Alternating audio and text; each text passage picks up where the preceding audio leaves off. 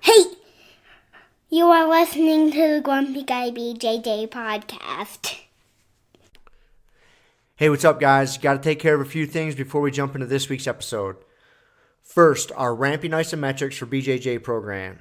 It is a 12-week program, all laid out for you. It's going to help you build strength and cardio in the fastest, safest, and most convenient way possible. This is how James and I have been training for the past year, and we love it. So we put this program together so you can just follow along, and we are certain you will see and feel the benefits that we do. It's only $15. Just go to grumpyguybjj.com, click the drop-down menu in the upper right-hand corner, and you'll find it. Next, R3. This is our K2 D3 supplement. It is a combination of those two vitamins, D3 and K2. These are two vitamins that James and I have been taking for a long time that really help us recover from hard training sessions. And for only $15 with free shipping, you get a whole month's supply. I was going to pull up some studies explaining the benefits of D3 and K2, but I'm not going to insult your intelligence and pretend to be a fucking scientist. I take it. It helps me recover. That's it. So for $15, check it out. And last but certainly not least, we have partnered up with Jiu-Jitsu.com.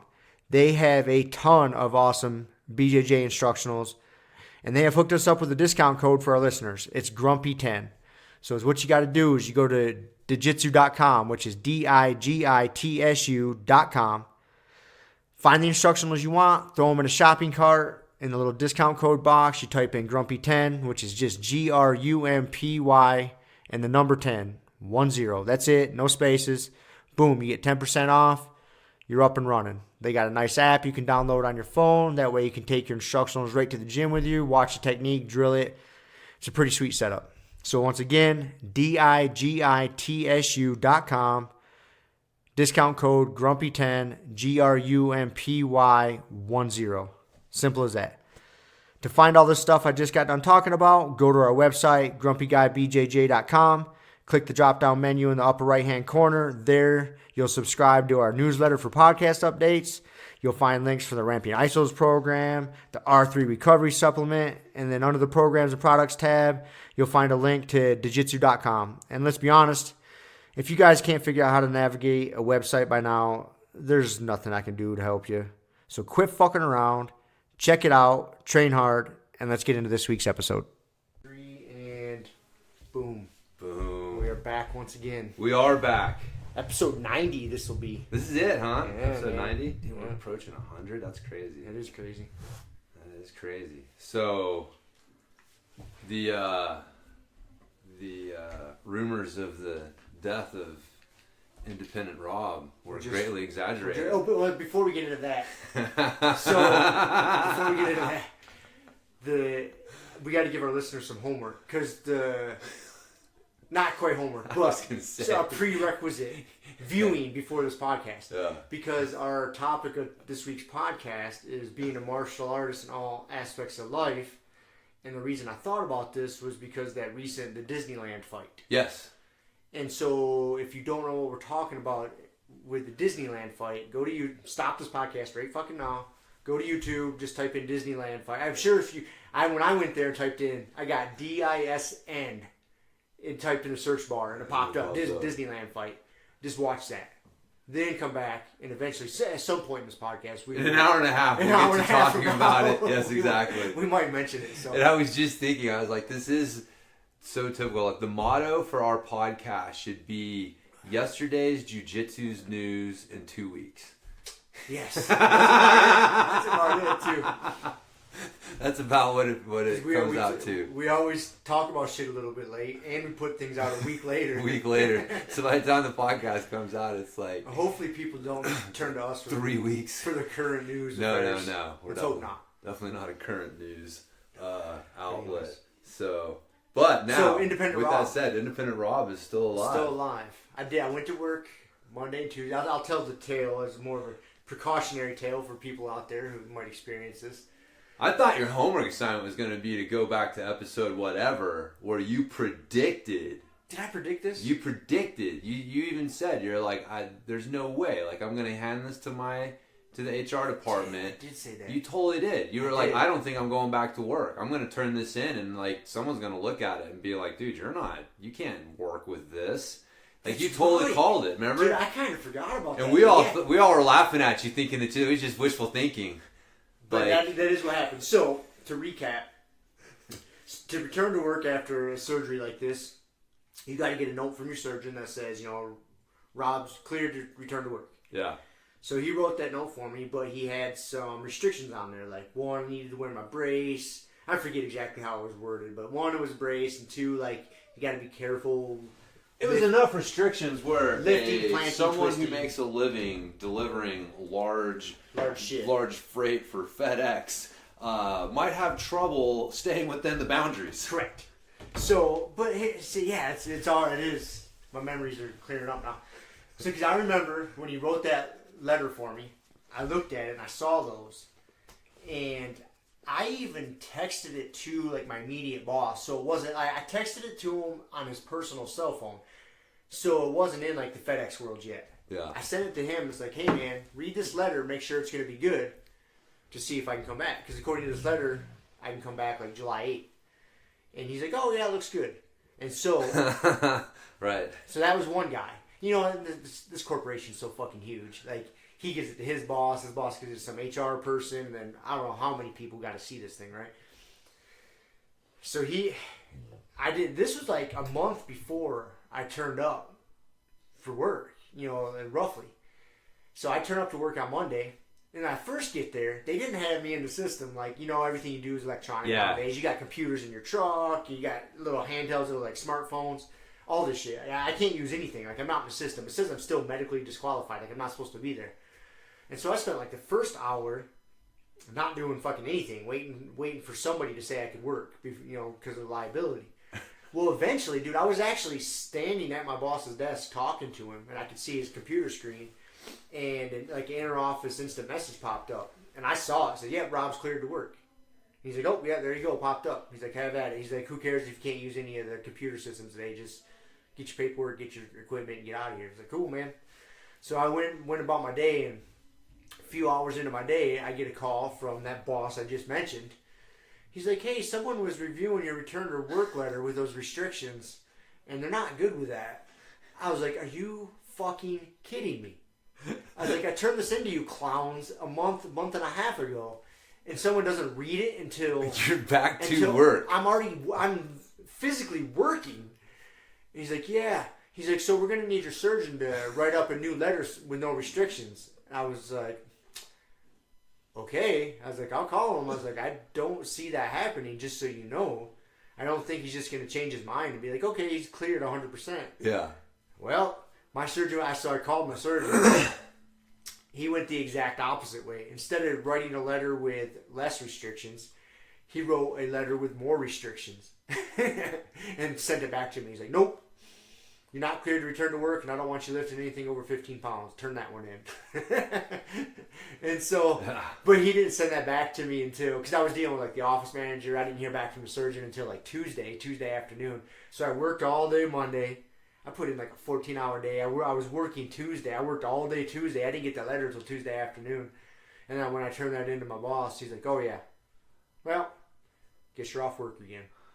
And so I don't go back. I don't go back to see the surgeon until the end of August, and he'll determine from there when I can return to work. That is, yeah, that's funny. It's ridiculous. It is ridiculous. It's someone not doing their fucking job. That's exactly what it is. Just making assumptions. They've read thousands of those things, and like, dude, and it's not like the letter was long. It wasn't even a full paragraph. Yeah, it was like 4 sentences. Rob is, cleared to return to work. Here are the following restrictions. Yeah. That's literally about it. And no one bothered to read it in a month. Yeah. Man, dude, that's so fun, man. Like, yeah. I'm expected, when I show up to do a fucking job, I'm expected to do it to the best of my abilities and right and safely, all these things, and as fast as possible. Apparently that doesn't carry over to where if you're sitting in front of a computer. Somebody didn't do their fucking job. Right. That's the part. Like, dude, I have no tolerance for laziness or people who half-ass shit. Like, I lose my shit. When I see someone asked to do a task and they do the minimal fucking work required. You know, like you tell someone to go sweep something or whatever. Yeah. And they barely fucking do it right. They just kind of go through the motions. I blow my fucking top. Dude, I have no tolerance for that. That's just the way I was raised. If you're going to do something, take the time to do it fucking right. Yeah. And apparently, these people don't operate like that. Well, you know, what it sounds like is that they didn't go, like they just don't plan on going through the process until you show up. You know what I mean? Because that's what triggered it. Then what? Because you weren't even cleared. You know what I mean? Because like if they had actually looked at it and cleared you, you would have shown up and been cleared. Right. And so what happened is you showed up, you weren't cleared yet, and so that triggered the chain of events that prompted someone to actually take a look at that thing because they needed to punch whatever they needed to into the computer to clear you, which meant I've got to read this thing now. And then that's when they're like, oh, wait a minute, I'm not going to fucking punch this shit into the computer until I get something that says something different. And that was, so, if I was to bet money, I'd say that was probably more what it was just like, it wasn't that somebody had actually done anything with it and didn't do their job. It was that the system is fucking... If you fell through the cracks somehow before you even... Like, you showing up is what triggered the process. But I saw somebody from HR say, yeah, he's cleared to work. I mean, Monday morning. Right, yeah, well, I know, but they just, you know... but not in the computer, though, right? Right, no. So, but that's what it is. Like, somebody had to clear you in the computer. And I think it's that person who was sitting there that had to read that thing. And, yeah, it was just a bunch of people, like, looking. Because the thing is, I'm not... You know, again, I'm not defending them. It's just how people, especially when you don't like your job, you're just fucking doing it to collect a paycheck. Mm-hmm. And so, man, these papers are just passing across their desk. And what's the first word? What was the first sentence? Yeah. Rob is cleared to work. To return to work. To return to work. Okay, cool. And like, you know, and they just like... They just read that. They read that and they go from there. So for them to actually have to put in the thought of like, okay, wait a minute, now I have to read these restrictions and then make a call as to whether... these restrictions are you know, fall within the job parameters and he can actually come back to work based on them. Man, that's a lot of fucking thinking. You're asking. Not really. It's a mental math equation. You know? And again, if it goes back to me just being agitated with people, half-assing things, you know, just if a job's worth doing, it's worth doing right, man. Yeah. That's bottom line. Don't I cannot stand it when I see people half-assing things. Do enough TPI reports, buddy, and it gets tough. I guess. I don't know. Again, I'm just saying, if you live in that world, and it's a gray, miserable existence, so you can kind of see, like, in that gray, miserable existence, how shit like that happens. And you're just like, and that's why, like, nothing's going to happen. That's why no one was, like, seemed alarmed. No. You know, like, man, we got to find out, like, what happened here. And, like, you know, who screwed this up kind of thing. Maybe that is going on. I have no idea. Highly unlikely. Right.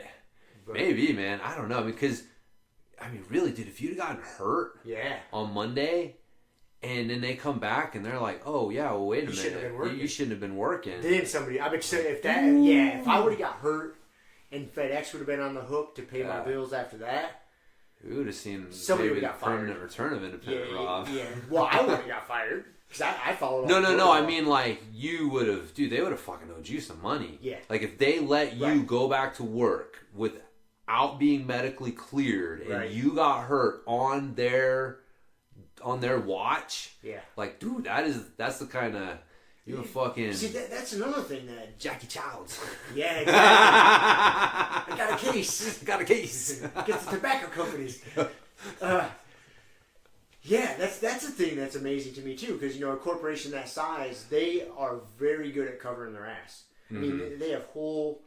Dude, so many of the processes and shit you have to follow... are to cover their ass. I bet you'd be shocked what percentage of their money and labor goes towards the covering of their ass. Millions. Yes. Millions. And not in that instance. Yeah. That's crazy. It's such a weird thing. That's what I'm saying. Like, I'm like, it has to be such a... How many times do they see a note where the doctor left it in, you know what I mean? Like, it was kind of a weird note. You know what I mean? It was like, no, he's clear to go back to work, but he can't do his job. Right. His restrictions won't let him do his job. I mean, my doctor's trying to be cool because he knows, dude, I'd already been off work for 4 months. Right. And I'm just a blue-collar worker, man. You start being off work for 5, 6, 7 months. No, I see why he did it. But so he's trying to be cool. Yeah, but 999 plus times out of 1,000, when you read so-and-so is cleared for work, there's not restriction. Like, the doctor's already kind of like made that call based on the restrictions that he knows that you can do. So to me, it was a little like, you know what I thought was going to happen? I thought you were going to get an office job. They knew. They don't want me. But I'm just saying, though, like, I thought they were going to look at that. Oh, Rob's cleared to come back to work, but his restrictions won't allow him to do what he was doing, drive a truck and deliver shit. So we're going to stick him on a fucking desk until he's cleared to go back to doing that shit. See, they won't do that. I've learned that lesson through this company. Yeah. If you get, so what it is, if you get hurt at work, they have to pay the bill of your short-term disability. They have to pay you to not work. Yeah. So it's better for them to bring you in and give you some bullshit task and pay you. Right. It's cheaper. And plus you're being semi-productive. To where if you get hurt on your own time, they don't have to pay it. The insurance company pays your short-term disability. Yeah. And so they're like, no, man, we don't need to give him an office job. Yeah. Because we don't have to pay him at all. And the Right. Yeah. So that's what it is. So they're just like, nope. Yeah, but see, that's what I thought when you told me that your doctor had cleared you, but basically the restrictions he gave you wouldn't allow you to do your job. And so that's why you were saying, like, dude, there's no way. Like, they're going to take one look at this and be like, no, dude, you can't come back to work based on this. And I do remember thinking that now that you bring that up. And after talking to my surgeon the other day, I guess he was kind of under the impression that I could go back and just drive. Yeah. And somebody else could deliver the stuff, I could right. have some. Okay, well, see, now that makes sense. I could have some grunt riding along with me. Yeah. And I literally just drive and do the paperwork. Yeah. And that would be And he does all the heavy lifting. And so he was kind of under the impression I could make that happen. And I was like, yeah, it'd be a pretty sweet gig if I could make that happen. Right. But it doesn't work like that. Right. So, anyway, so I'm back to my retirement till the end of August sometime. One more time, so. It's crazy. Yeah. So I hadn't been off work this long, and I don't know, ever since I've been 15 years old, man. Well, I mean, I heard Kevin tell you too when you told him, like, and I told you the same thing. Like, I'm glad. I'm not glad because I know your ramen and peanut butter situation. Based on your expectations of when you thought you were going back to work. No, that's the motherfucker. But man, I'm glad because, dude, when I heard you were going back to normal duty, I was like, dude, if his knee makes it out of this, like, and like we said, like, you can't roll, you know what I mean? And yet you're going back to, like, delivering fucking heavy shit in the mountains, and also, you told me all sorts of stories about stepping out of your truck and missing the step and having a brake fall out of it, and just weird shit. So your knee is glad. I think that it's definitely better for your long-term progression. Like I said, man, like 15 years when you still have an ACL, you'll get through the next few weeks. I'll be all right. I'll get by. Yeah, exactly. It's not all that bad being off work. I got plenty of other shit I can do, I guess. It's just crazy though, because you shift your mind. I was off work for a while, and all of a sudden I had that date. Oh, I'm going back, so you make that mind shift. And I went back. I jumped right back into the fighter, man. I busted my ass that first day back. Really, I didn't get home until like 11 o'clock that night. I put in like a 14-hour day. Like, all right, back in the swing of things. Like, just okay, here we go. And I woke up. I didn't think I was going to be going into work Tuesday. Because the way, again, it's such a shit show, man. There's so many bosses, quote unquote. Because I had the head boss I talked to. He didn't say it in quite so many words. He wasn't real blunt, but he's like, "We need a letter from your surgeon by the end of the day." Basically, right? Yeah. On Monday, and I didn't have one. He just didn't respond to me yet. So I called my other boss Tuesday morning. I was like, "Hey, am I supposed to come into work?" I was like, I was told not so many words that if I don't have that letter, I can't come back in. And my other boss was like, yeah, come on in. I need you. He's like, I haven't seen anything that said you can't. Yeah. I was like, are you sure? He's like, yeah. So I came in and I worked all day. It's fucking crazy. And I knew, like, I probably should have said, hey, dude, I don't think I'm supposed to come in. And that probably would have been the right thing. I was like, fine, I need to go make some money. So I showed up. Yeah, that's interesting. It is interesting. It's such a weird... Except when you look at everybody's point of view and their assumptions and like the world that they lived in, you can see how it happened. You can see it's just a really weird outlier situation that you got caught up in. And there's a lot of those in my life. I tend to think I'm like the common denominator for these things. For these things. Yeah. I get into a lot of these. There's been so many times in my life I get into situations and people are like, "Oh, that doesn't happen to a lot of people." Yeah. So I gotta lean towards the side that maybe I'm the one who causes these things. Maybe you're manifesting it. Your vibrational energy is set to attract these things. And that's you why just I don't know get it. weird people talking to me in public and shit. That's right. We have talked about all the unsolicited attention conversations you draw. Did you see the title of this week's episode that came out? Oh, no. What was it? I titled it Unsolicited Social Interactions. Oh, man. I forgot I titled it that when it popped up on my podcast app this morning. I was like, oh, yeah. That is what I called it. Yep. Maybe we should change the name of our podcast. Unsolicited Social Interactions with Rob and James. That's basically what this is. An hour full of unsolicited bullshit. Yes. And half-baked advice. People tune in for jiu-jitsu and get they this shit. Never ever get it. Barely ever get jiu-jitsu talk. Gotta make it to the end. We're like the fucking... The jiu-jitsu's like the movie, and you get to the fucking credits, and at the end of the credits they've got like the little mini clip that they made everybody sit around the whole thing for. Yep. Like that's how we use jiu-jitsu. It's like the post-credit mini movie that we use to get people to sit through all this nonsense. So, anyways. It's only semi-working. They've been warned. They know by now. We're fucking 90 episodes in. That's right. Our 200 fans they gotta know what they're We got more than that.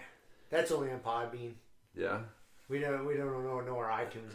A lot of people, if you look at too, it'll show on our stats, like where people listen. Yeah. What devices or what platforms they listen to our nonsense on.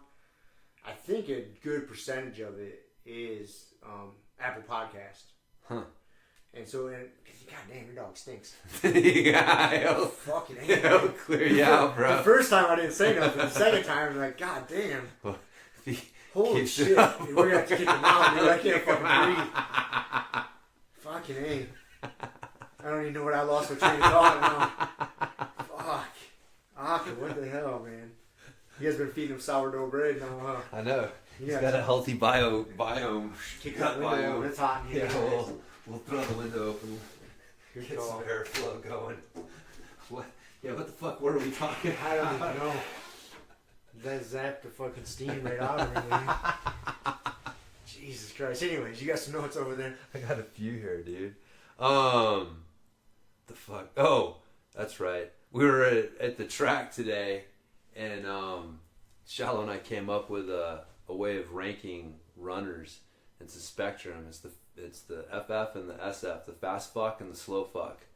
So you've got a fast fuck on the team and you got a slow fuck, and everybody else falls somewhere in between. It's a spectrum, but that's your ranking system. That's your ranking system? Yeah. I was watching like the cross country kids. They were running around the track, and you could tell the dude, he's like takes it seriously. He's the fast fuck. That's what I said. I was like, that's the fast fuck right there. And Shiloh looks over at another kid and goes, well, that must be the slow fuck. The kid lagging behind. Yeah. Coach she didn't say fuck. It's funny. She won't cuss.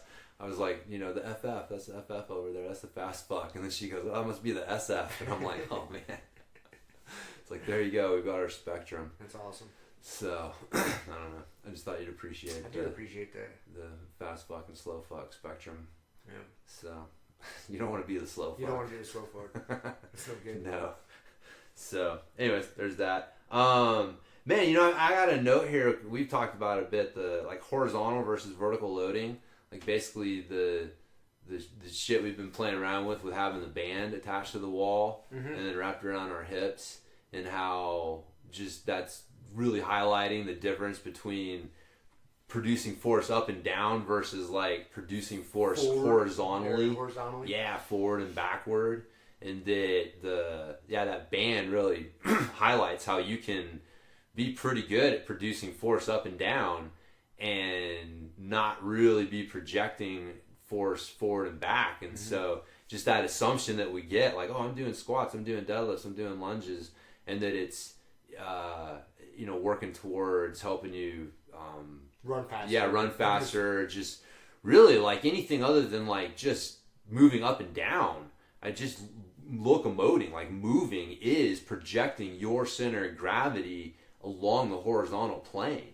And it's like only a vertical jump up and down is like where you're only moving in the vertical plane. And like usually you've got some horizontal movement involved, even in fucking, jiu-jitsu and stuff. And so training that, it's something I keep coming across these things. And I'm like, fuck, dude, we're like traditional ways of doing this shit is missing out on some stuff. I think that's part of one of Big Joe DeFranco's arguments for the sled. I think it's DeFranco, if I remember right. I think he's the big sled guy. The sled guy, yeah. He's big on it. And then I think I've heard him talk about it the same way. He's like, I got to get guys faster at moving forward. I got to improve their 40 time for the combine. Getting them to push weight straight up, we might gain on it a little bit. We can get some strength or something. It's better than nothing. It's better than nothing. But I got to get them faster moving forward. So what does that? Moving fucking forward. Moving forward. So that's why he's big on pushing the sled. Yeah. You're backpedaling with the sled. For defensive backs. Yeah. Things like that. Yeah. No, the sled is definitely a great tool. I think underutilized tool. The problem with the sled though is that you have to have the space. It's a production.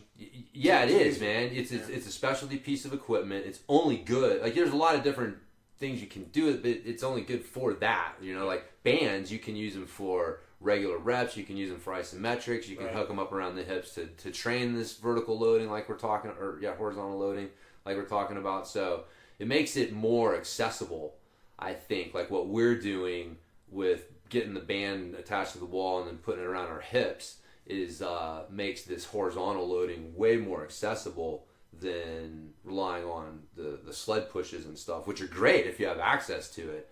But I have a sled and I have to get creative. I think I might go to Lowe's and buy a big strip of fake grass. Right, that's what you got to do, like turf. And roll it down my driveway. Because you can buy like a 6 foot wide piece. Yeah. And buy 20 foot of it or something, whatever, 30 foot of it. Yeah. And I can string it out down my driveway and push it. Because I pushed it up and down my driveway. It's super loud. Scratches. You just tell that it's just not good for it. Like, nah, this isn't good. This isn't sustainable. No. And I can do it. I have those black mats in my garage, in my garage gym. It pushes on that nicely. But my garage is only so big. But and I have a sled to where you can swap the handles real fast. Yeah. So you can push the sled from one side to the other side. Yeah. So I'll do that. I'll go from one edge of my garage to the other. I'll kick the garage door open so I got a little more space. And then it's super quick, just to boom, you pop the handles out, pop on the other side, push the other way. Yeah. And so you just short push, boom, short push. That's not ideal. Right. But again, it's a production. Yeah. It's not a super. It's not like a sandbag that you can use for bands, that you can use for a bunch of stuff. Yeah. Spend the money on a sled. If you don't have a garage gym, it's really tough. Yeah. The space. You don't have you got to have like specific space to use it. Yeah. And it's one thing. That's like the one piece of equipment that I'll tell anyone, oh man, that thing's fucking awesome. But I've never owned one, and I've never, outside of just being at a gym that had them and used them, I've never really used them in a sustained, progressive way. Just because I've never had the opportunity in the space and all that other stuff. But I didn't really appreciate that horizontal loading as much. But yeah, the bands are good. Man, do you remember the old, I forget what the hell it was called, but it was a rope in a cylinder. And then you could use it, like you could do curls with it, and you could set the tension on how hard the rope would come out.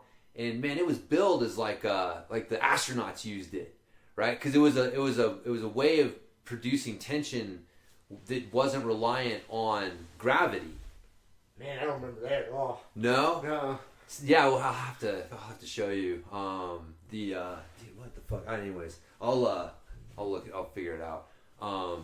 But yeah, no, I remember when I was a kid, it was one of the first things I remember, like, doing curls with and shit. Like, my dad had one, but that was what it was, one of the things it was developed for was that 0G, strength training stuff. But it, was used, now it's a guy's, kind of repurposed it for training with track athletes. And again, like, I didn't really, first time I saw it, I was like, oh, this is kind of interesting but weird. But it's the same thing, like the parachutes are the same idea, you see that. But yeah, he'll like, load this thing and set the tension and you're running with this fucking like rope coming out behind you. And so... Anyway. Yeah, man, I can't get a picture. I've seen a lot of ridiculous workout shit in my time. I've seen a new one lately, the advertisement popped up on YouTube. I think it's got a stupid name, something like the Chest Blaster or something. Have you seen that? No. It's I can't remember what the name is, but it's for push-ups. Oh, wait a minute. It's got the different positions or whatever? I don't know if you can change your hand position, but I think that it's claim to fame. So it's like a track. Uh-huh. So, it's a 4 foot long track. Yeah. And it's got a handle on there, so you got your hands in like a neutral position. Yeah. And so you do a push-up, and then you can like slide your hands all the way together, slide them back out, and do the push-up. Yeah, it's got the tracks. You can do like the fly. Right, you kind of do like a fly at the top of the push-up or the bottom, whatever. Yeah, so you can blast the inner pec, dude. Yeah. You can bring out the striations in that inner pec. 56% more chest activation is what they were claiming. God dang, dude. I saw that commercial on you. I had to watch the whole commercial. It was fucking great. That's fucking hilarious. Yeah, that's a good one. I saw one the other day with cause like the hip lift. The hip thrusts, right? Like the bridge thrust. Yeah. So like we used to call them bridge on bench. Yeah. You just got your back on a bench doing a bridge, and then Brett Contreras popularized them as the hip thrust. And then traditionally you would use like a barbell, but he's got a machine whole thing. fucking line of machines that do it. Right. And man, I saw one that was knocking off. You could tell, like, dude, it's just some straight up like Chinese knockoff company, and they have a picture or video of somebody like doing it on one of those expensive machines, and then they've got them like with their back on a chair doing it, and it's this nylon strap that goes down, and then you can attach it to dumbbells, so dumbbells hang off of either end, so it allows you to do like kind of a loaded one. And the thing that cracked me up is said it even works with water bottles. It's called Get a Booty on a Budget. Is that what it is? That's what it was, a term. Get a booty on a budget. I forget what the name was, but that was their catch, was like, here's this, you can use these expensive machines, or you can use this cheap nylon strap that you can attach water bottles to. It's nothing more than like a tie-down strap almost. Pretty much, man, yeah. Just hook it to something. Yeah. Oh, God, it was funny, man. But, yeah, there's some ridiculous stuff. I love seeing those, dude, when I come across them. It cracked me up. Yeah. The chest. God, I wanted to say it was called the Chest Blaster. I was laughing my ass off with that commercial. Yeah, I've seen that thing. I think I've seen that. Because they do have another one where you can change. It's got different, like the handles come out, and it's got different holes. Is that the perfect push-up? No. The perfect push-up was one that you could rotate. It had the rotating handles. And this one is actually it's like a pegboard. Oh, right? Yeah. That lays down, and then you can put the handles in different positions and do your push-ups and like target different shit that way. I've seen that one too. So I thought that's what you were talking about for a second. But no, I've seen the track slide one. Slides. God, that's good, man. The commercial's funny. It's like some jacked older black guy. And it's funny, the commercial starts out, it shows him doing it, and he talks about it, and then like 2 minutes into the commercial, he's like, oh, you must be serious about building a bigger chest if you're still watching. And then he keeps going into the commercial. Yes. I started dying laughing. Well, they got to give you confirmation, man. Yeah. Like, hey, you're still here. You must be serious. You must be selling these things. You must be serious, man. That is, that's funny. Dude, I love shit like that. I know. The fitness world it's just never... It's an unending source of amusement. Yep. Frustration too, but definitely some amusement watching these fucking people. So, anyways, but yeah, man. That horizontal loading, I've been doing just simple stuff with it. We were talking a little bit just like the up downs where you go from like a tall kneeling position, step one foot up to a half kneeling position, step the other foot up so that you're talling, so that you're standing. I'm talling. Jesus I like Christ. talling, dude. Why are you talling? Sit down. Yeah, sit down. So then you anti-talling back down.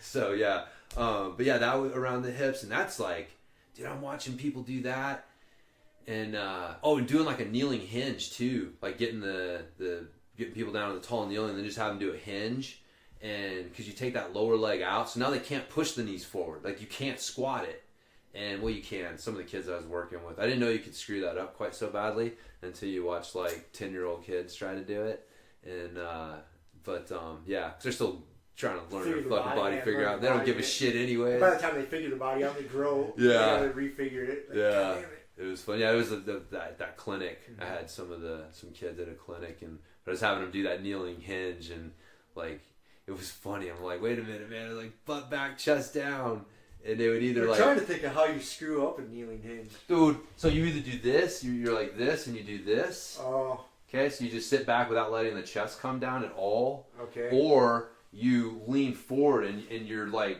trying to do like a blue hand. kind of with the band like holding you up, you know. Okay. And so like I couldn't get him to stop doing it. It was like he would either like, all right, it was like no, you need to sit your butt back. So then you'd sit back. You on do his heels. this, right? And then it'd be like, no, you need to get your chest down. He'd be like, this. You need to get your butt back and your chest down. And it was like It wasn't working. it was not happening, which is fine, you know. God, I told Kelly after that clinic, because it was pretty wide range of age of kids. I mean, I think like probably the youngest kid was, I'm gonna guess like 8 or 9, you know, and the oldest kid, I mean, you've met like Ardith and some of the older kids. I mean, they're teenager-ish, 14-ish, somewhere in there. right? So pretty big age range, ability range, movement stuff, and so How many kids were you? there was 8 of them. Oh wow. 8, and then Z was there too. Z was fucking doing it all. He was hilarious. He's like, he wanted to do it. He was doing the kneeling hinge and the step ups and stuff. That's awesome. And then going out and riding his bike with us. And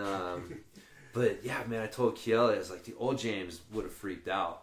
Old James would have lost his shit, because you know they're not doing it right, quote unquote right. And I get used to like, I don't know, it's hard because I know it's like I used to the whole like, dude, if you're gonna do something, we were talking about it earlier. If you're gonna do something, do it right. I feel the same way. It's like but it's like it's really weird. You have to learn how to pick your battles with that and temper it, because if you just apply that to everything, because to me I do, and you just got to realize not everyone thinks that way, and so there are times when you do need to do that, but man, you apply that to everything and you can really drive a lot of people away. Be an asshole. Yeah, be an asshole, and then no one's listening to your message, and then it's not accomplishing anything. So just the jiu-jitsu, like coaching jiu-jitsu has helped me so much as a coach, because I've learned the value of the term, or whatever that means to you. I'm going to show you a move, and then I'm going to let you do it, or whatever what I just said means to you, and then we'll give it a shot. Go from there. We'll go from there. Right. Nobody's going to die. No kittens are going to die if you don't do it perfect the first time, so it's okay. But yeah, that's not how it used to be, man. It was like, you got to do it right. Come on, what's wrong with you? You're not thinking. You don't care. Do it right. You don't care. You don't care. You're not listening to me. I'm telling you how to fucking do it right. Yeah. So, but anyways, that was fun. But you can screw up a kneeling hinge. That's another thing I've learned, is that when you say like you can't screw this up, someone will take it as a personal challenge. Yep. So someone can always find a way to I've screw learned that. anything up. When you're teaching a move, jiu-jitsu or workout type stuff. Yes. When you get to something, you think, okay, you can't really screw this up. No. Somebody will do that a different way than you could ever envision. Like, oh. Dude, watching one of the kids in the kids class auger his face into the ground 3 times in a row trying to do a cartwheel just really highlighted that. Never got his hands down to try and stop it. It was like no self-preservation. No self-preservation. I really thought like you can't screw, like how can you screw a car? I know you can't do his cartwheel right. But you're not going to get hurt, right? Like, what's the worst that's going to happen? You're going to go for it. You're going to fall over. You're going to do like a half-ass somersault. Like, you can't hurt yourself trying to cartwheel. And then I'm watching this kid. He's fucking crying. He's like, he's starting to cry. It hurts. I'm like, oh my God. What is going on here, man? He was just like looking at the ground and he was just like, wham! It was the wildest thing I've ever seen, man. Put your hands down. Put your hands down. Wham! Why would you just throw your face into the ground? Dude, anyways, if I told you whose kids it were, you'd know why. But anyways. You have to tell me after we hit stop. After we hit stop. I hate to put kids on blast. I'll put adults on blast all fucking day long.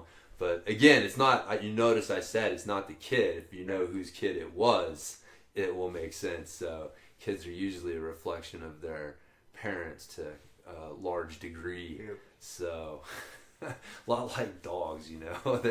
Like you can tell a lot about a person, about, you know, personality of dogs and shit. Yeah, you can. You can. How they make them behave or not, or what, interact with them, and how they interact. It's if you know what you're looking for, you definitely can. Yeah. But same thing with kids, man. Yeah, it is definitely true with kids. So, all right, what else I got here? I got how's your Musashi book coming? Good. It's a good book, man. I'm only 250, 300 pages in, somewhere in that ballpark. Yeah.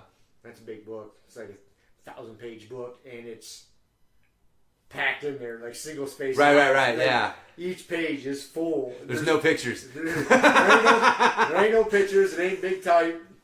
There's a few pages where they start a new section. Right. They got a title. You'll get a relief because it'll be like a quarter page or half a page. Yeah. But besides that, it's packed in there. That's a big read. Yeah. It's good, though. I really like it. I remember that, man. It was really entertaining. Yep. It was really well done. And like I said, like I think I'd read a bunch of his history before I read that. And so it was entertaining because it gave, you know, some life to like these kind of historical, like kind of more dry historical facts that I had been reading about. So that's just kind of where I'm at. Like I know a fair amount about Musashi. You know, I've read the book Five Rings, and you and I talked about it. I've read some other things about him. Yeah. So I'm not going in completely blind. And yeah, so then reading this, you're like, oh, that's where that came from, or that's where that came from. But yeah, it's good. Dude. I look forward to it, man, because my reading habits, I spend 30 minutes every morning reading, and then whenever I go to bed at night, I read before I go to sleep. You know, sometimes it ends up being an hour or two, sometimes it's 10 minutes because I fall asleep, whatever it is. But I look forward to my reading times, and I have a couple books going. You know, like my morning read will be more my little bit difficult read, like if I'm trying to read some Nietzsche or something ridiculous. Yeah. And then my evening will be the Musashi or something a little more entertaining and relaxing. I like this book so much; it's both. And it's a big book, so I'm like, oh fuck it, I like it. So I'm just reading that both morning and night. Nice, man. It's good. Yeah, I'm glad you're liking it.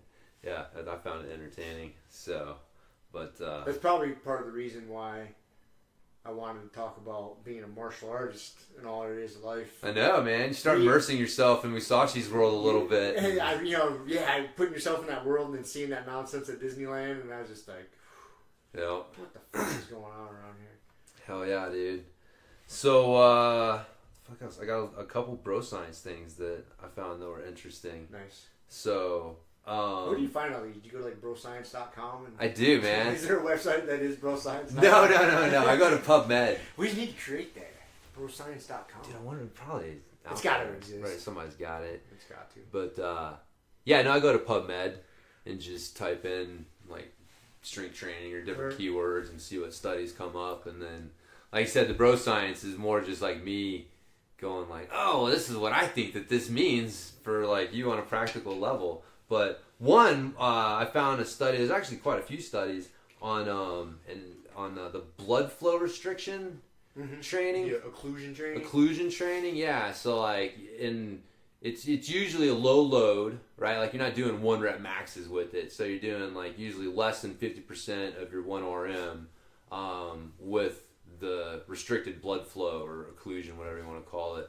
And so what they were doing was I found one study that was like a review of a bunch of other studies, and that we're looking at it versus just traditional high load strength training. Like, is it better or is it just different? And so what they found is it's just that for strength, that it doesn't increase your strength, that high load strength training does increase your strength, but from a muscle hypertrophy standpoint, they're the same. Yeah, I always thought it was more for muscle building.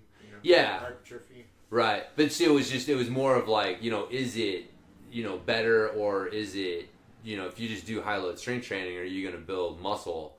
And so I guess like, again, like that kind of stuff, I would consider that to be like a higher level technique or method, a more advanced training method. Like I wouldn't say, hey man, if you've been working out for a year or two, like let's look into this occlusion training thing. If you've been working out for 10 years and you're looking for something that can, give you another little edge, then spending some time with that, especially if hypertrophy is one of your main goals, then I can see that being good. But I guess I saw it because it's starting to get more popular, and like anything that people are starting to, I think, like I said, like misuse it a little bit, because you've got people who just need to focus on getting fucking stronger, who are starting to do this wrapping bands around their biceps and doing curls and shit. And it's like, dude, you would actually get like, it's not giving you more muscle growth than just regular traditional high load strength training. Mm-hmm. And so, I would say, especially if you're a fucking jiu-jitsu athlete, you should avoid it like the plague. Unless you're trying to move up a weight class. But even then, it's like, dude, to increase your weight without increasing your strength, you just decrease your strength to weight ratio. Which is that's one of the number one factors of... in a weight class based sport. It's not a good idea. Not a good idea. Mm. So, yeah, definitely something more for our bodybuilding brethren. Which, dude, on a side note, I watched Generation Iron 3. I haven't seen it yet. Haven't seen that one? You watched the other two? Yeah, obviously the first one. Yeah. And I've seen number 2. I haven't seen number 3 yet. I remember you texted me the other night when you were watching it. Dude, it's good. Said you were out there doing curls watching it. It's good. I know. Every time I watch that shit, dude, you're just like, I love this meathead shit. I don't know why. I know. Don't know why. Something in me that digs it. God, yeah, just going into the fucking gym and just doing battle with yourself to try to pump up your pecs. It sounds so gay, but it's so fucking awesome, man. Fucking awesome. So awesome.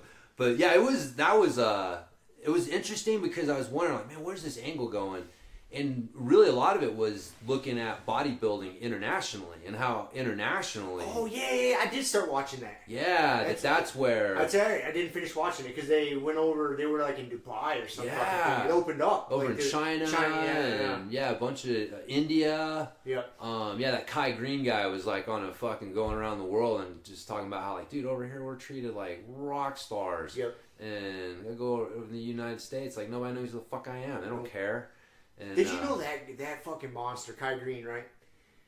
Did you know he became an IFBB pro and was winning pro shows before he ever got on the sauce? Like, he just had the genetics. Yeah. And he was working out hard. And he was doing really good. And then I forget, I heard the story in an interview. I forget what pro bodybuilder they started becoming friends with. He'd see him on the circuit. And he wasn't winning. He was showing up and placing, but... Yeah. And I remember one of his competitors was like, well, what's your cycle like? What kind of gear are you on? He's like, I'm not. He's like, are you kidding me? He's like, no, I've never fucking touched it in my life. And he was a gorilla. And then he's like, okay, I guess to compete at that level, you got to get on some gear. Yeah, You're gonna. And then he got on some gear. But he made it that far and was just a freak. Huh. Without any gear. That's the legend, huh? There's a few of them like that. No, I believe it, man. I think there's a few of them like that. Dude, to get an IBJJF, to win an IBJJF Open... IFBB, sorry. Yeah. To win one of those, like an Open, to get your pro card, you got to win the Open class. Right. Which means that you got to win... And that's like the fucking... The gorillas. It's like... It's the fucking sauce monkeys. And and that means that you got to not only win your weight class, but then everybody who wins their weight class goes for the overall, right. And you got to win the overall to get your IBJJF pro card, IFBB whatever, your bodybuilding pro card, right? And So yeah, man, that is god dang to do that naturally. It goes to show you that there's different tough, genetics, man. Yeah. There's way different genetics. Way different genetics. But yeah, I mean, but all of those guys, there's no one who got their pro card who didn't look fucking ridiculous before they ever started doing juice. Right. I mean, it's a prerequisite. Like, you're gonna be, even like, do you look like fucking Dorian Yates now? Like, he is tiny compared to what he used to be, but he's still a pretty fucking good sized dude. Like, compared to a normal guy. He's not a normal guy. Right. Yeah, and he still looks fucking good. Like, muscles are good and shit. And so, yeah, you got genetics definitely play a role. But, dude, yeah, that was a fucking. Anyways, it was interesting watching that. And then they really got into the fitness competitors, and yeah, man, those chicks are freaking like athletes. Mm-hmm. Like, it's not because they have a lot of their score, like 70% of their score is their routine. So like they have the bikini. They do like kind of like a dance gymnastics type routine man. thing. Yeah. And those, I mean, they basically are like a gymnastics routine. Like, if you don't have a background in gymnastics or something like that, and being a professional dancer or whatever, it's almost like don't bother coming to play, because you got to be able to do some ridiculous shit. So, but yeah, I was thinking about you though, because the girl who won had a torn ACL. Did she? So she won the fucking Mr. Olympia fitness competition with a torn ACL. But yeah, they were following her. She was one of the girls they were following. She had to like redo her routine because she tore it like in training, and so she had to completely redo her routine to kind of hide and compensate for it, but ended up pulling it off. So it was anyways, gave me a new respect for those chicks. They fucking work hard. Yeah, it's not easy, man. It's not easy, man. Yeah, I know. It's a lot of work. I mean, it's not my thing, you know, to try to be a bodybuilder. Obviously, I don't have the genes for it. Or No. I respect the hell out of it, man. I tell you, it's a lot of fucking work. Yep. It's a ton of work to look like that in and out of the gym. Most of it's out of the gym. Yeah. It's the sacrifices you're making outside of the gym. Because you're only working out for so. I mean, that's what a lot of people don't realize, and I think that's what one of the things that I respect the most about it is the people that compete in that. I don't like. It's weird to call them athletes to me, because it's not really an athletic competition. No, yeah, it's almost like calling a golfer an athlete. Yeah, I would call those fitness competitors athletes. Right, but just the straight up bodybuilders. Yeah, you're straight up bodybuilders. It's the dedication out of the gym that's what separates them. Yeah. It's all the not going to social engagements. When you do show up to cook out at a friend's house, you're bringing your Tupperware. You're not eating with everybody else. You're not a fun guy to hang out with. No one wants to hang out with you. You're not partaking in all the other shit. Your life revolves around that. Yeah. And I've listened to quite a few interviews with some of those guys. He's like, yeah, man, when you're balls deep in competition season, or even a career, like, it's a very selfish endeavor. Yeah. And very disciplined endeavor to do it. Yeah. So it's like that fucking pretty much anything at a high level. At a super high level, it really is. Yeah. Dude, the bodybuilders they're just squeezing because the only thing they have to compete with is, like, there's no, I guess there's some skill and stuff, definitely, with like your posing and things like that. But for the most part, it's like, dude, it's your body is the only tool. Like, you got to push that thing to absolute limits. Yeah, that it's just Anyways, it takes a lot of fucking dedication. It's cool. So what I found these other two studies they kind of talked about. They were good highlights about like specificity of training. Like, training different ways produces different results, and then do those results line up with what you're looking for?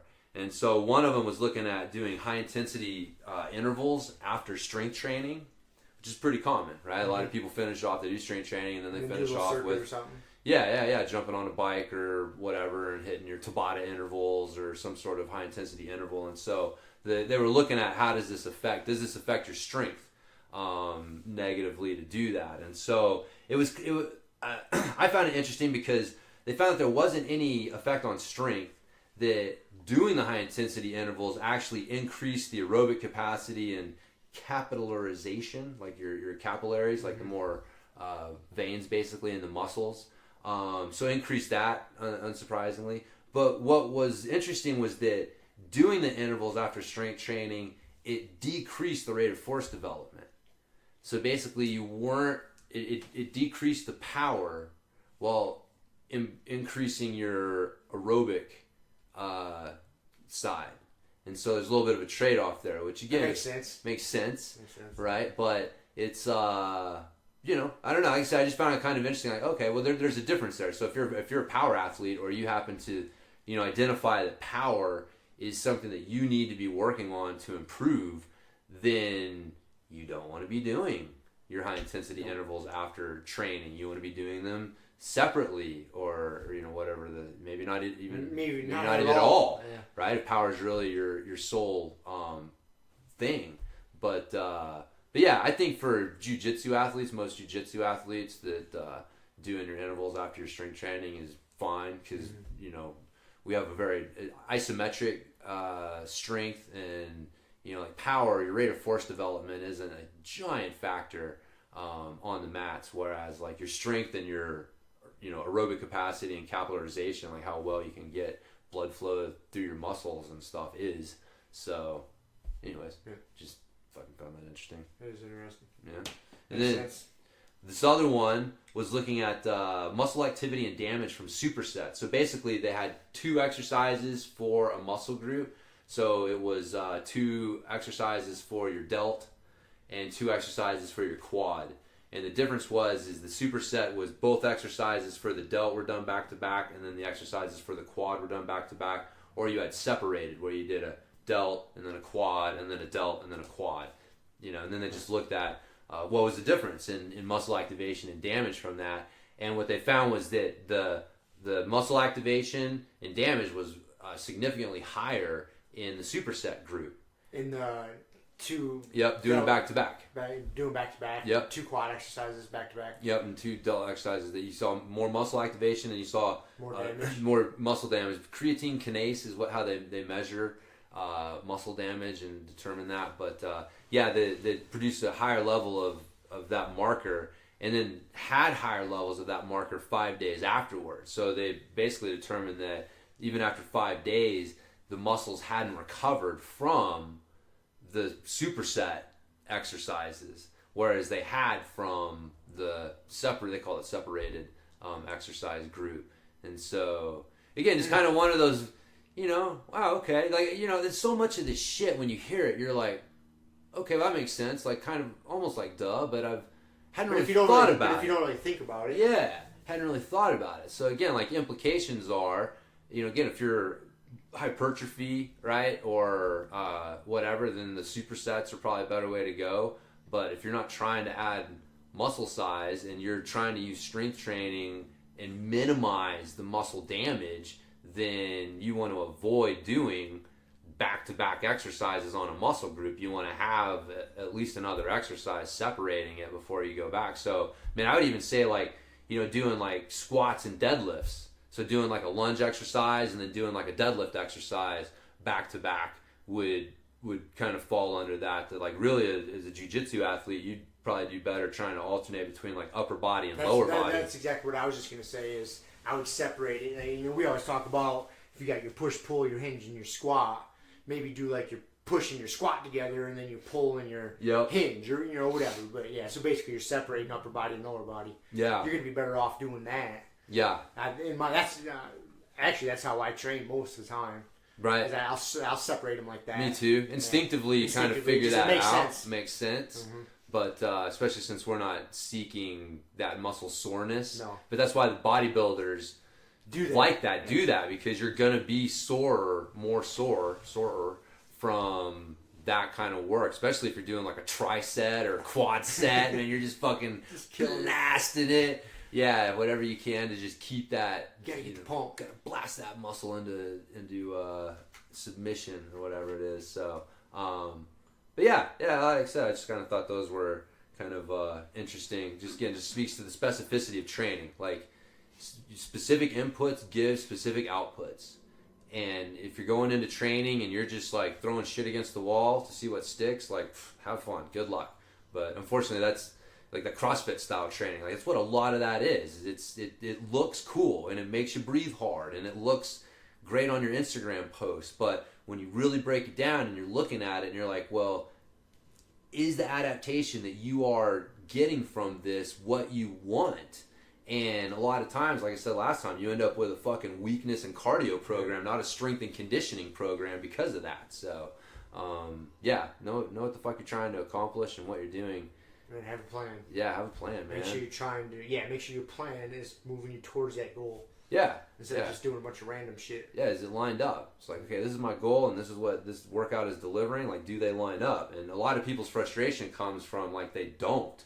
You know, like, what you're going to get from this CrossFit style workout is not lining up with what you want as a jiu-jitsu athlete. And so, anyways, we just keep beating on that dead horse. It's easy. Any opportunity we can. It's low-hanging fruit. I came across a good study, kind of changed the subject on us, but they did a study on states that have legalized weed, because a lot of people that object to it, one of their fucking arguments is, oh, kids are going to smoke more weed. Kids are going to do it, right? You always hear that. Well, they have found the exact opposite is the true. Right. Is that almost... I forget what the number was, but there was significant percentage decrease in high school students that use weed now due to the fact that it's legal in all the legal states. Yeah, because it's more regulated. There's no black market. The black market takes a hit. It's shrunk. Yeah, significantly. Because black market, your weed dealer on the corner is not carding anybody. You're not carding anybody. But you go to the dispensary. They've carded you fucking twice. Every dispensary you go into, right here in Colorado, you get carded as soon as you walk in the door. Yep. And then once you go into the area where you can actually make some purchases, they double check your ID. Yep. Yeah. So, I forget, we were talking about that earlier. I forget what interview I was listening to. But they were saying something like that. Like, somebody had that epiphany. Like, fuck, like alcohol, no one's going to risk their business license to sell alcohol to a minor. Nope. But you have no business license, like, you don't give a fuck who you're selling to. Like, you're going to sell to the kid. That's what it was. If somebody had come up and asked him if he could buy him beer, and he was like, no. And then the kids were like, okay, we can go get weed in the park or whatever it was. And it was like, well, wait a minute. Like, yeah, he can just go to the park. Like, it's easy to get it there. No one's selling beer in the park. Yeah, no one's selling beer in the park because this is where it's at. And I think what happened, because there was a crossover time. You're going to see that because in states where it's not legal, there is a well-established, healthy black market. And then you introduce the legal market, and there's an overlap period where you've got both of these guys operating. And I wouldn't be surprised that in that initial interim period that there wasn't a little bit of influx of just kind of weed into the system. Right.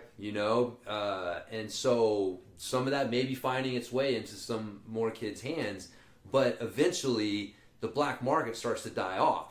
Well, and they stabilize. You're a perfect example of that. Yeah. How long did you go before you started, going to the dispensary? Yeah. You kept going to your lady. Yep. And then one day I finally got you to go in there, and you're like, oh man! Now I see. You can't the black market can't compete anymore. It can't compete. No, it can't compete. Nope. And so the black market you got dies that period off. to where people shift. Yep. Like, why would I go to the store? I can go to my lady. Like, okay. Yep. But you can go get better weed, better prices. Yeah. Way more different options of products. But there was a period where when it became legal, it definitely helped her business at first because now it was easier for her to get high quality weed and there was more of it. And so, but yeah, eventually. That was a short window. Yep. That's a real small window. Yeah. No, I can see that, but it doesn't make sense, man. If you want to keep something out of kids' hands, you legalize it and you regulate it. So that there is a fucking barrier and there's a legal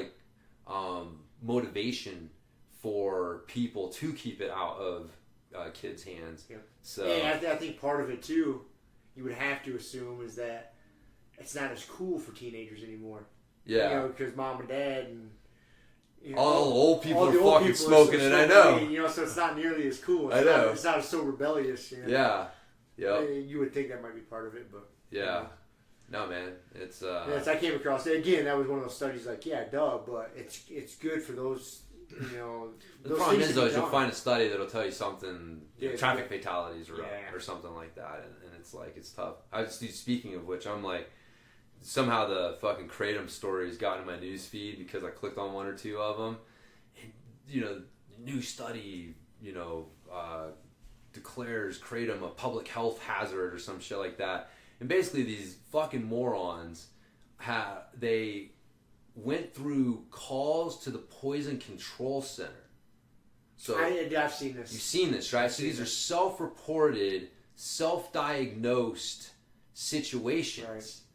And they're, saying, well, look, there's been a surge in, calls to about Kratom shit, and this percentage is this, and this percentage is that, and it's like, and according to this, and it's like, fucking A, man, like, aspirin probably has worse fucking numbers than that. You know how many people call poison control every day because of their kid fucking ate a tube of toothpaste? Yep. You got fucking poison sitting in your fucking medicine cabinet right now, fucking fluoride, and it's like, yeah, no, it's Kratom though. We gotta get that shit off the streets, and it is so maddening to see that shit and just watch how dishonest science is being used to try to manipulate public opinion and perception of this thing. But see, that it is frustrating because some company, like some big pharmaceutical. If you dug into that, man, the money that funded that study didn't come from a neutral source. No,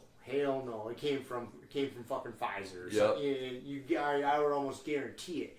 Follow the money. But in this day and age, I think a lot of people are getting wise to that. Yeah. That they're starting. You would hope. There are more. But there's still some. I mean, we live in a fucking town that ain't got dispensaries. I know. It's so crazy. I mean, you know what I mean? Like, we have idiots running this fucking town. I know. I still can't believe. And someone voted those idiots in. I still can't believe that hasn't changed yet. Yeah. Oh, I know. That's it. That is fucking just craziness. I don't know if we may have told you, but they'd sent out this thing for District 51 schools, and part of it was a FAQ section, and one of the FAQs was, can't these improvements that you guys want to make by raising our taxes through the fucking roof be made by legalizing weed?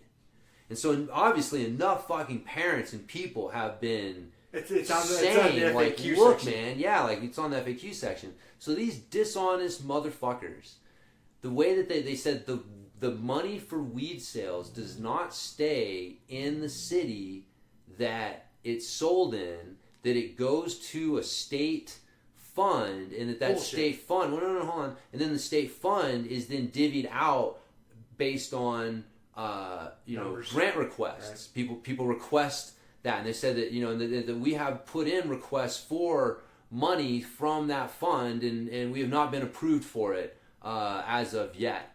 And what's dishonest about that is the state tax.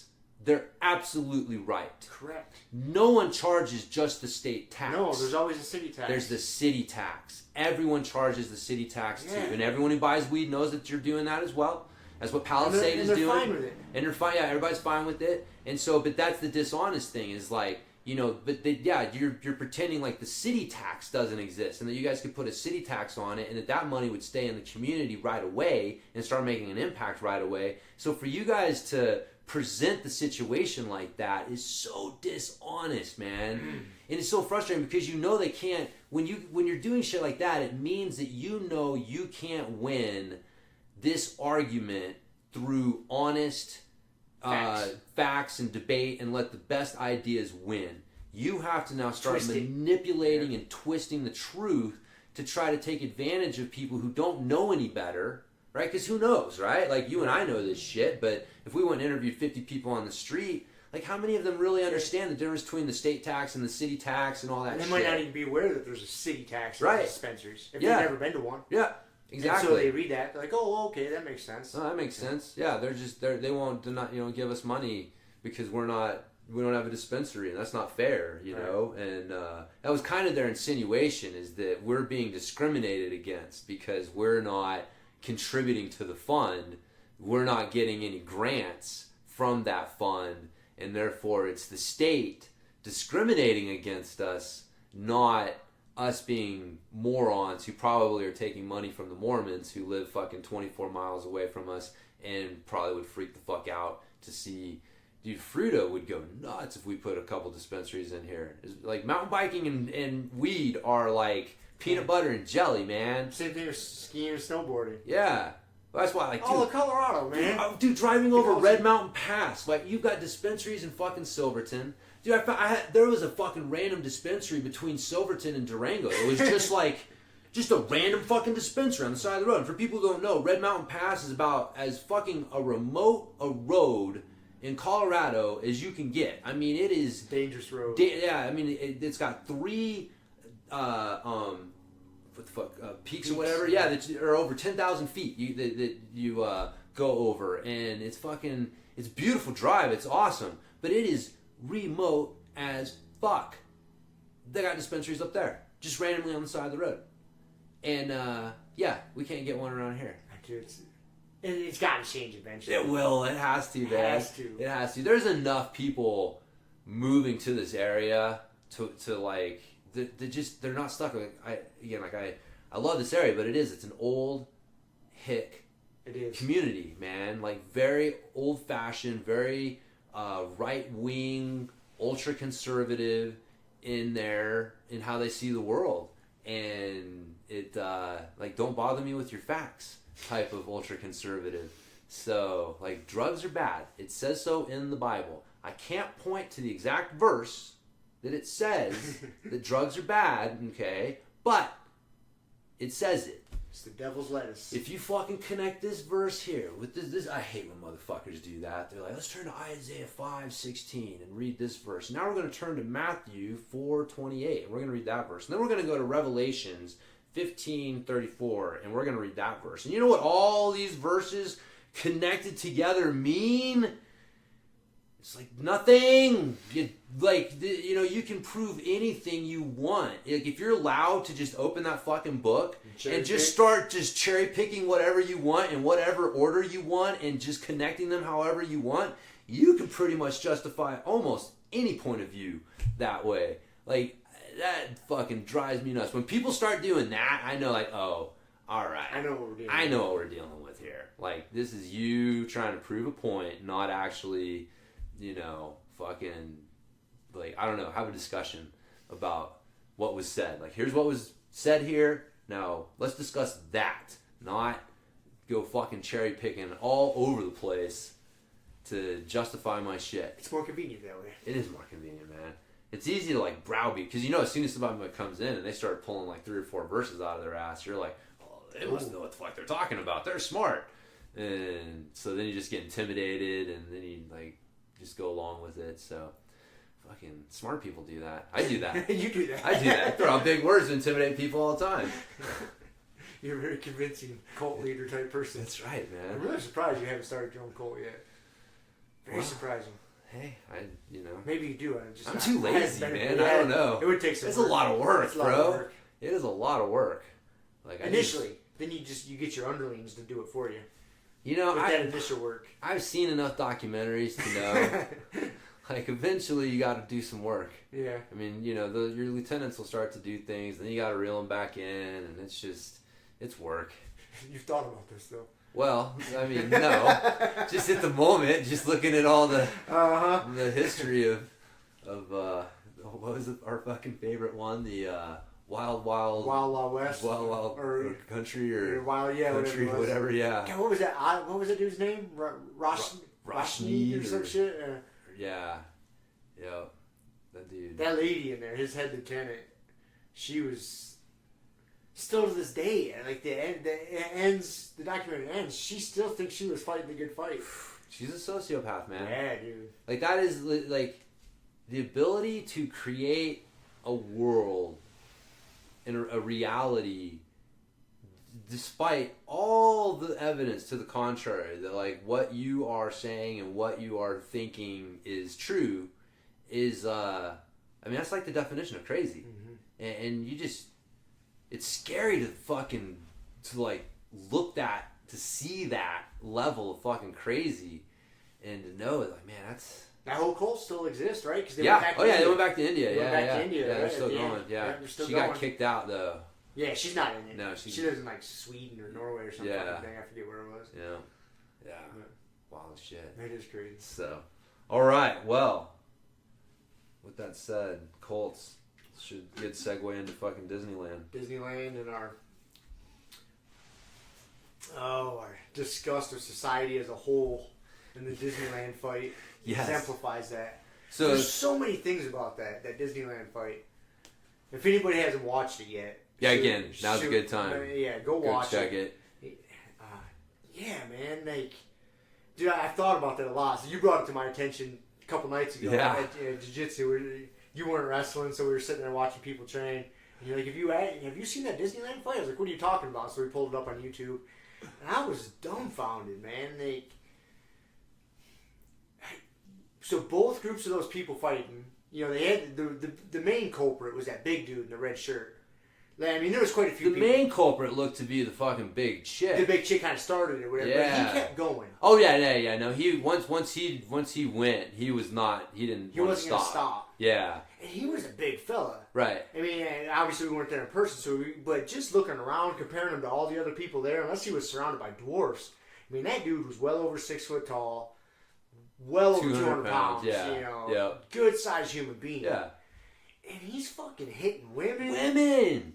And that was the thing. The two things that shocked me the most was them putting their stroller with their kids aside so that they could go fucking scrap. Yep. Both groups of them, I think, had fucking kids. I think both groups of them, the two guys that initially fought. Yeah. Both of them had strollers with toddlers in there. Yes. And they pushed them off to the side so they could fight. Start scrapping. What the fuck? And then both of those dudes had no qualms about man punching a chick in the face. Nope. No qualms. Like, both of them did it. That dude in the white. Remember that sucker punch? He was squared up with the dude, and the chick was off to the side. He went pop and popped her to the fucking...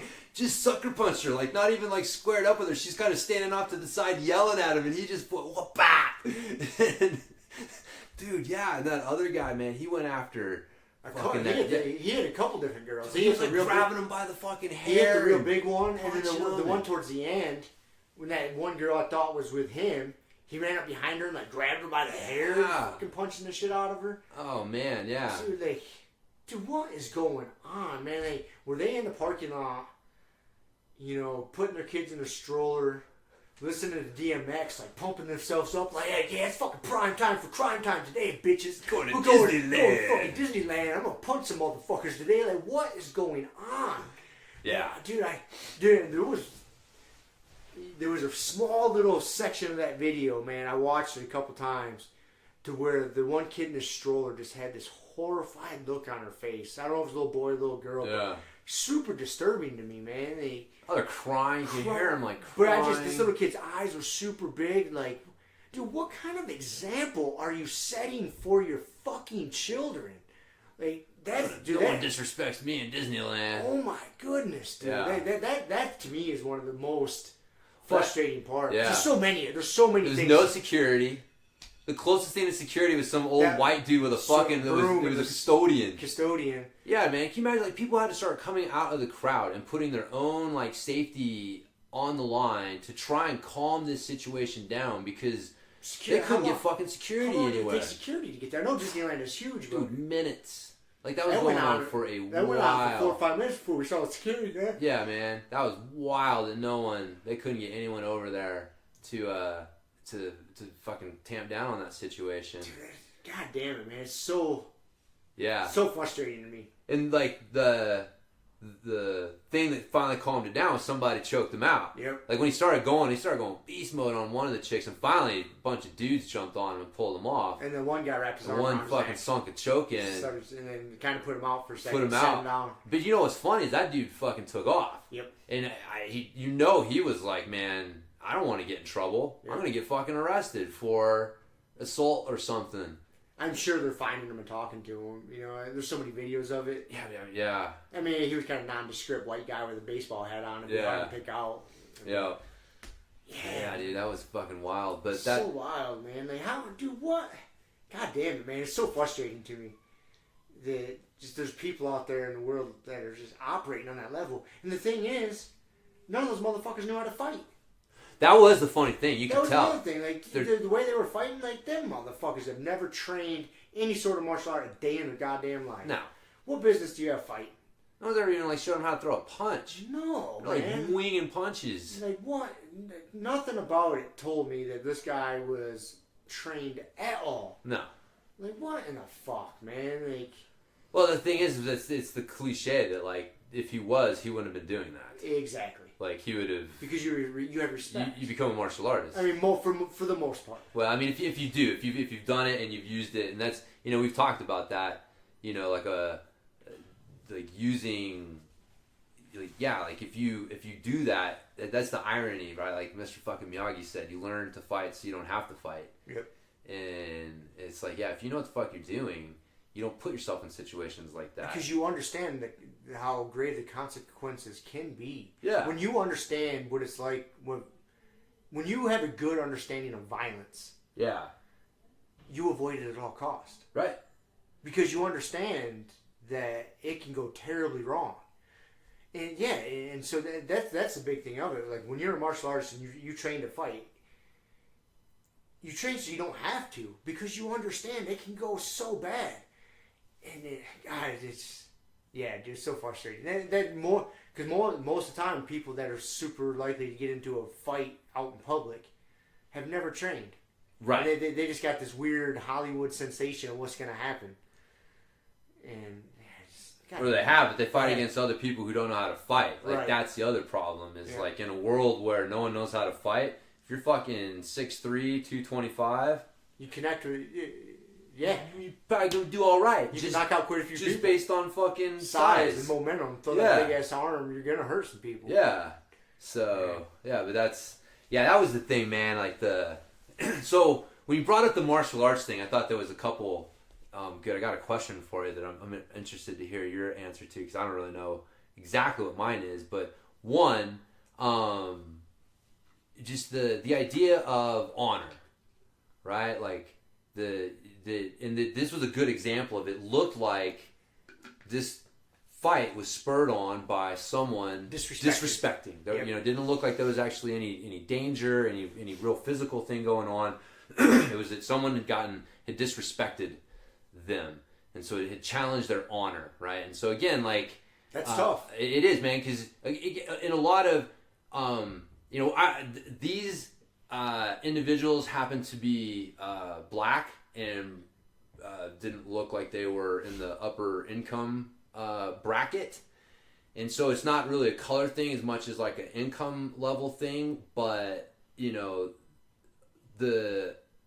middle class and below, that honor society thing, the honor culture tends to be a little stronger. Yep. In fact, I think they've done fucking studies on this. For some reason, there's a book, I believe it's called Honor Culture, and I want to say it's like Jonathan Haidt wrote it. I can't remember off the top of my head. Yeah. I think I might be getting the author wrong, but it's a good read. Yeah, it touches on that. Yeah, it wasn't race; it was basically income. It's more of an level income level that talked about like how you handle a lot of societal situations, and so that honor culture thing is big, right? But it's like, okay, so when is it okay to use? So let's say he was a martial artist, right? And it's like, well, he should, when is it okay to use your fucking martial arts? And I always liked that. I forget what book it was, but one of the guys that I read, he said basically it's not you. It's not about your honor. It's like, if someone else is in danger or having a problem, it's more like it's okay to use your martial arts to help somebody else. Yep. Not yourself. Not to protect your ego. Not to protect your ego, right? Not physically for yourself, yes, but like just some honor thing.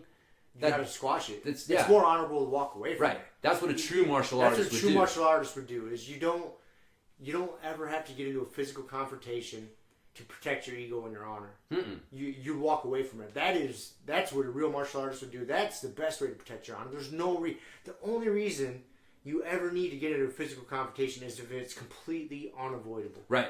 You are in danger. You're someone else. You or your loved one is in immediate physical danger, and you guys cannot get out of you can't leave the area. Yeah. If you can leave the area, there's no reason for it. And that's, comes with situational awareness. Exactly. Getting the fuck out. It all ties into the true martial artists have fucking vacated that area. Vacated that area super fast. Yeah, they started sensing that this is not going well. This is not going to end well. We need to get out of here. We need to get the fuck out of here. That's what's best for me and my family. Yeah. You know, if I'm at Disney World with my family, you start seeing... Actually, that brings me to my question. Like, as a martial artist, like, what would you consider... Again, we kind of answered the question, but that was my question, is like, what do you consider your obligation as a martial artist in a situation like that? For me, I would have...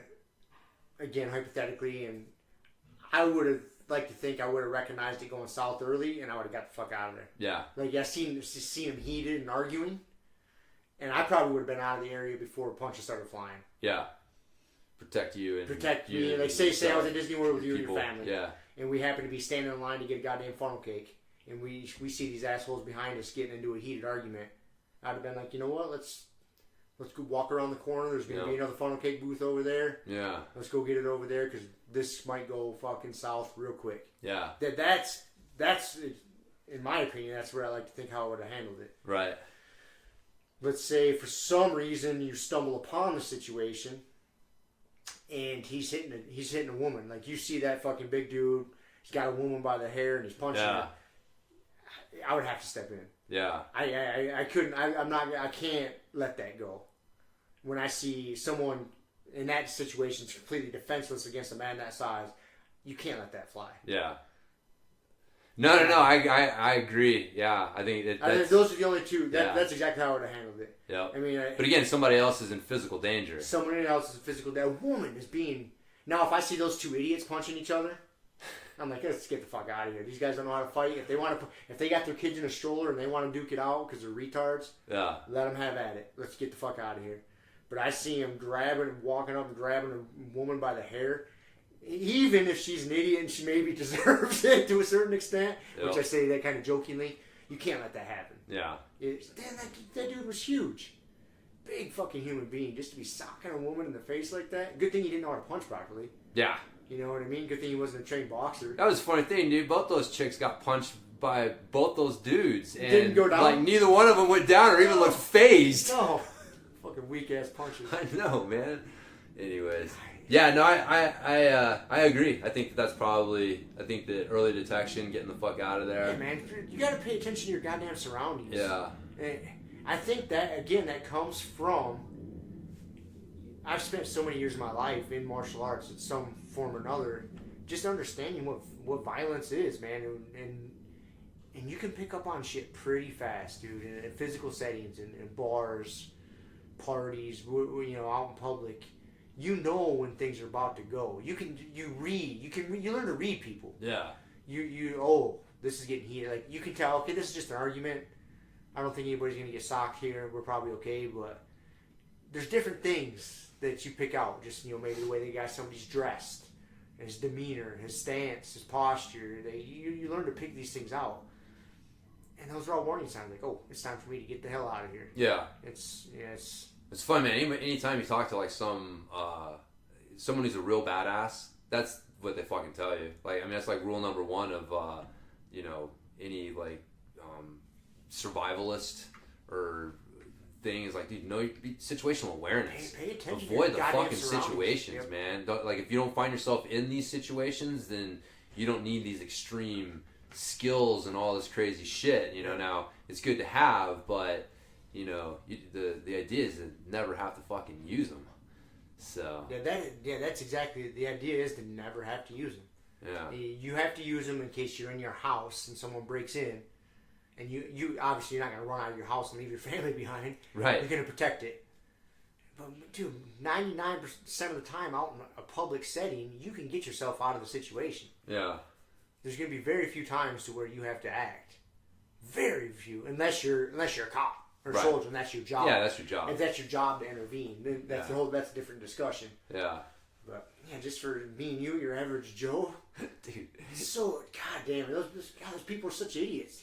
Man, it's funny, man. I was gonna say, like, those security guards, when they finally showed up, like, they didn't look like they were like exactly ready to handle the situation. Well, again, but then it's tough because I know they don't, but dude, they did not. That dude was bigger than they were. Yeah, you know what I mean? I didn't see any of those guys that I looked at that I was like, oh, like you can't judge a book by its cover, but none of those dudes look like they were exactly fucking fighting specimens or able to handle themselves particularly well. I thought the same thing too, and that's another thing that made me think about being a martial artist in all areas of your life is taking care of your meat vehicle. Yeah. It's like you're a security guard or a cop, and you're just some pudgy bitch eating fucking donuts all the time and not taking care of yourself. Like, right. What are we doing? Because most of the time you're just dealing with kids shoplifting or grannies causing a scene. But that goes to show you're not a martial artist. You need to be taking care of yourself. Yeah. Martial artist isn't just what happens on the mat or inside the gym, dude. It's all areas, man. Like what you're putting in your body, what you're putting into your brain, everything. Yeah. It encompasses. Sure. And to me, in my world, it encompasses everything. Yeah. It just cracks me up to see what passes as a quote unquote security guard. Like a security guard. If you're working security, I mean, there's that story about that dude who fucking bum rushed the White House, and they had like some 5'4", 120-pound woman working the door. Front door of the White House alone. And he just fucking blasted through her. And it's like, this is not like, if you're working security, this is one of those jobs. Like there are physical requirements. If you're going to do that job, we've talked about this before on this podcast, if you're going to do a job, do it right. Right. And if you're going to do security right, if you're going to be an effective security agent or guard, whatever the fuck you call yourself, there are basic physical requirements. And so this whole we got to be inclusive and we can't discriminate against people. It's like that's one of those positions where I feel like, people suffer. Yep. Like society suffers because we are pretending that everybody's equal and everybody can do it. Everybody's not equal. No, man. Just because 54% of the population is female does not mean that 54% of fucking security guards should be female. Nope. You know what I mean? But that's the mentality. Like, oh, you don't have half your security guard force is female? Well, obviously you're sexist. And it's like, no, I need people to fucking be able to do certain things. Big fucking dudes that can control the situation. No. Yeah. Yeah. It's like, yeah, anyways. Yeah, that whole situation it's maddening, man. At so many levels. And I was starting to say is that, again, part of being a martial artist, setting a good example for the young people in society and the young people, and especially your own kids. Yeah. You're pushing a kid around in a stroller and you feel that someone disrespected you enough that you want to scrap? Really? What in the fuck, man? Dude. That is so minor. I can't even... There's no reason. No reason at all. Yeah. Unless someone comes up and grabs you and starts physically assaulting you, or someone comes trying to take your kid, walk the fuck away. You know what that reminded me? Like, honestly, that What whole is scene going was on? so out of control. Like, with that, I just thought of it. I'm like, you know what that was? That was an online fucking argument come to life. Who knows? No. I don't mean like they knew each other arguing but online. you're saying, I mean the ridiculous. That was two people of it, saying and doing shit that was ridiculous. You know what I mean? So like ridiculous. That was two people. That was like, yeah, like, oh, you fuck, like you're tuned to look for slights, and then you respond to slights with ridiculous levels of hostility. Yeah. And it's like they didn't know how to stop. Like once they started like responding to each other with ridiculous levels of hostility, they didn't know how to stop. No. They did not know how to fucking pull it back, and it reached a height of ridiculousness that is you and I can't fathom. Can't fathom. But it's like, dude, if you live in that world, I guarantee that everyone involved in that fucking situation had a social media account. Oh, guaranteed. And on fucking Twitter, and it's like, dude, I ventured onto Twitter the other day. I think I mentioned I was looking for a video, the Ben Askren knockout. And dude, that place is a cesspool. Yeah. I mean, it is ridiculous. It is just people saying like horrific shit, and then just saying like, prove me wrong, or like not that, like they don't say prove me wrong, but it's a lot of just, there's no consequences. I'm going to make a ridiculous statement and just make it to just get people angry and fucking arguing with each other and me over shit. And it's like, wow. So like, if you live in that world, if you live in Twitter and your brain does not know how to fucking differentiate. You know, and you're like, and you can see getting in a Twitter beef with somebody in front of you. I see what you're saying too, because it kind of looked like that situation. And there was that big black chick, the gigantic one, looked like she was talking a bunch of shit, mad shit. And finally, the guy was like, "That's it. I'm not listening to this anymore." And he started getting she started getting in her grill, and then the big guy looked like her boyfriend or whatever, whoever he was. He's like, "Oh, you can't talk to my woman that way." You know, just it spirals out of control. Dude, yeah. And it all started with her being rude as fuck and saying some nasty shit. That, like, you wouldn't say to someone if you really were like, dude, this guy could beat the fuck out of me. Right. Like, you're not treating him like a human being who has, like, real physical consequences of this interaction. There's that.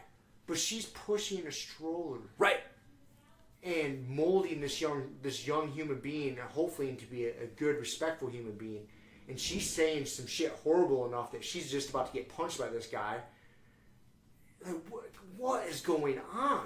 Dude, you just think you live in that social media world where it's like there are no consequences. There are no physical consequences to my actions. Yep. And it's like, dude, I cannot take, like, how do you get in those, you see people getting those flame wars where you don't see, but we have. You know, it's like it gets so bad because neither one of them can stop with the back and forth, and they both look so fucking ridiculous at a certain point.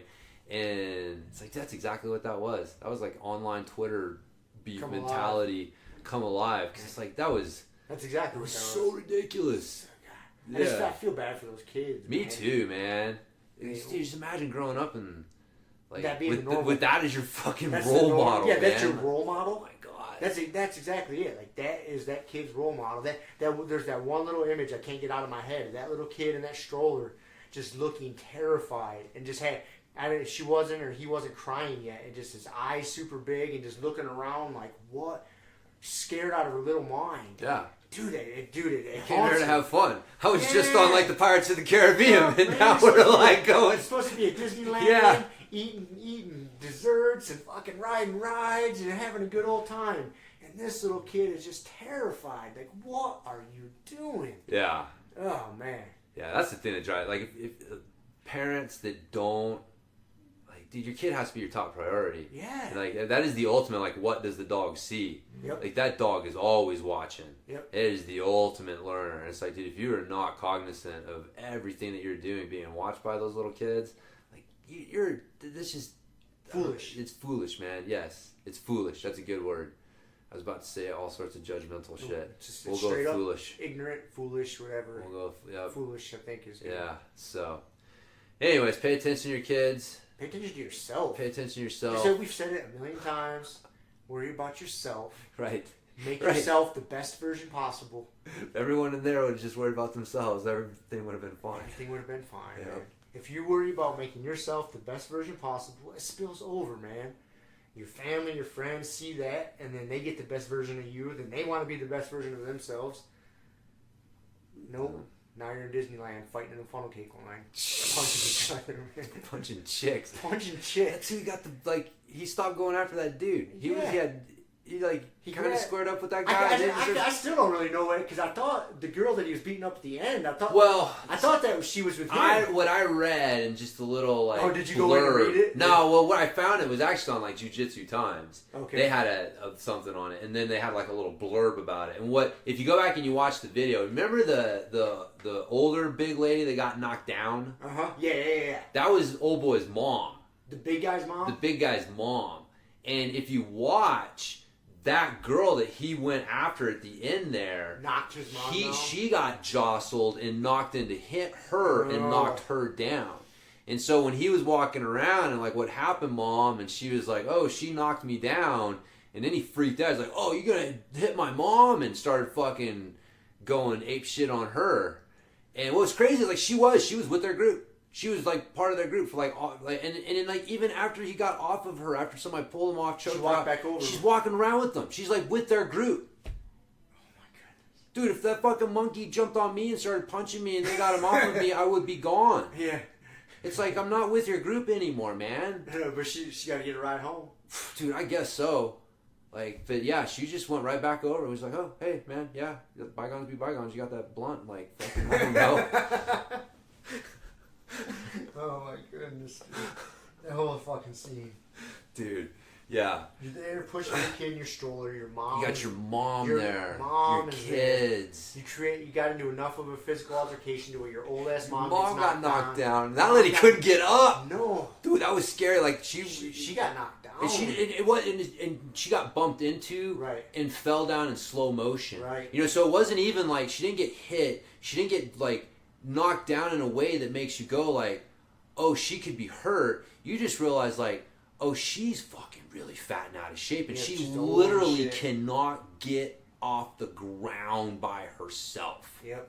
Like that's so she had to get assisted up by the lady. The girl who fucking helped her up is the one that old boy started like fucking punching. Yeah, and so like this idiot in turn to defend his family's honor is getting his family more hurt or whatever. You know what I mean? Like, god damn it, man. Yeah. Again, like, yeah, it's agitated, but that's the world. That's the world we're living in nowadays, man. Dude, I guess that was a unique scene. But you know, because you don't see that. It's not. I mean, camera phones are everywhere. You know what I mean? It's not like shit like this is breaking out at amusement parks across the land. True. So that was and that's what made it so wild. Is you're just like, what the fuck am I watching? I've never seen anything like this. I've never behaving like this. Like just not letting it go too. It was like it diffused for a second, and then he like pick back goes up. chasing one of the girls, and then he diffuses and he goes chasing another girl. It was like, what the hell, man? That's what made it so wild, and that's why I was just like, what? Like, what is it that? Like, there's obviously some societal element involved in that because you don't see that very often. That's not something that you would normally see. So, like, what made these people so comfortable with what they were doing that they felt like that, you know, this was okay, that they could do this? And it's like, that's fucking social media and just the continual treating of people like as non-people, and that there's no fucking consequences for what you say and do is my pop psychology answer. So we'll go with it. We'll go with it, man. But be a martial artist. Be a martial artist in avoid all that shit. Aspects of your life, man. That's right. What you're doing with your body, what you're doing with your brain. That's right. Be like Rob and get rid of your couch and your Facebook account. And don't be like me. I got a lot of work to do on myself. Be better. Well, you're not getting in fights at the funnel cake line at Disneyland. No, I'm not. So you got to give yourself some credit. Some credit. Look. All right. We'll leave it at that. We'll leave it at that. Right. Credit for that. Credit for that. See ya. See ya. Thank you for listening to the Grumpy Guy BJJ Podcast. Thank you all for listening. You can find us on Podbean, Apple Podcasts, Spotify, and wherever else you listen to podcasts. Please make sure to subscribe and leave us a review. It really does help and will allow us to keep putting out episodes. If you have any questions, comments, or ideas, hit us up at grumpyguybjj@gmail.com. Also, go to our website, grumpyguybjj.com, and get signed up for podcast updates and get our free BJJ Improvement Starter Kit. That's it for now, so get on the mat, train hard, and talk to you all next week. With a permanent rep, a hermit now, boom. Doggy stool, foggy, cool, got a froggy outside Molly dude. Melancholy Daisy do, hanging by the lace of their shoes. No trace of the tools, shaped in your face, fuck the rules. Snooze, you lose. One eye always open, in times two, no clue, but soon a brief monsoon might give you a view to choose. Stay tuned, include, won't conclude. To the end is near, beware there's consequences for what you do.